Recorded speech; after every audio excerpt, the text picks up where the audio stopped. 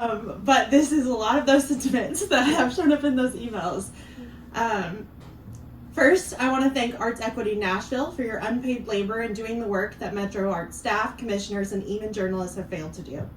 In your fight for equity, you've been unfairly labeled an extremist organization, accused of being anti-Metro staff and anti-arts organizations.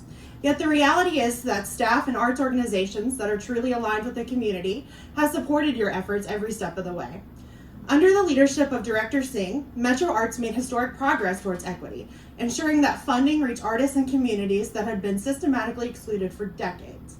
His work prioritized transparency, community engagement, and a redistribution of resources that challenge the status quo.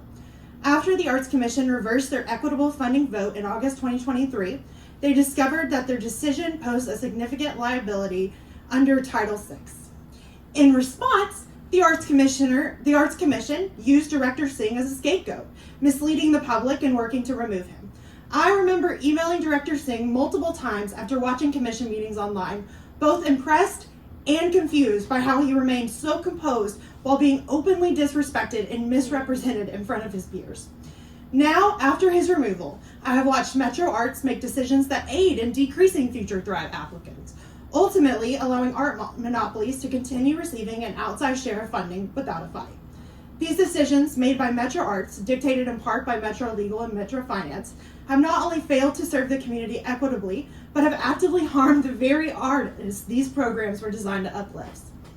For months, I have witnessed Metro Arts commissioners blindly accept Metro Legal and Metro Finance's so-called legal reasonings without asking a single substantial question to challenge them. At no point did commissioners push for transparency on why Thrive artists, many of whom are historically excluded and working class artists, must now navigate unnecessary barriers like fiscal sponsorship. At no point did anyone question why Metro Arts can pay public artists directly. It claims it is legally impossible to do the same for Thrive artists directly through a procurement process. Nor did they discuss what changes, if any, were needed to continue paying Thrive artists through procurement, as had been done for the past 10 years. Even key members of the working group admitted they couldn't even explain why Thrive Awards to individuals were previously processed through procurement, only that this year it was changing, yet the recommendation was still made.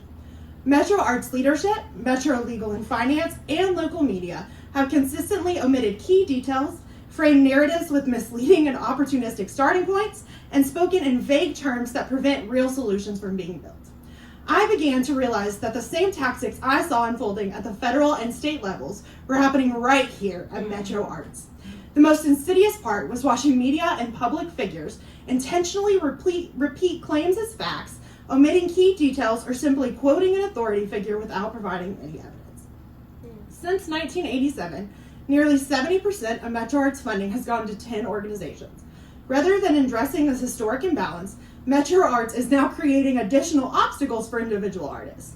The Thrive program was built on community input, yet that community has been completely ignored at every step of these harmful policy changes. The delays, missed deadlines, and lack of transparency from Metro Arts staff were never held accountable.